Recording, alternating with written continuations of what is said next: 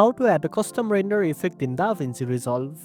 First of all, open your project in DaVinci Resolve and make sure you are in the Edit workspace. On the top left corner, you will see the Effects library, which contains a variety of effects including transitions, titles, and OpenFX plugins. To add a custom render effect, browse through the OpenFX section within the Effects library. If you have installed any third-party plugins, they will also appear here. Simply drag and drop the desired effect onto the clip in your timeline where you want the effect to be applied.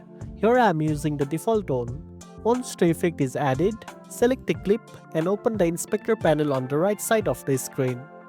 Here you can adjust the settings of your custom effect to fine-tune its appearance. You can change parameters such as intensity, color, blur, or any other options available depending on the effect. If you want to use multiple effects on the same clip, you can stack them in the inspector and adjust each effect separately, allowing for more creative control.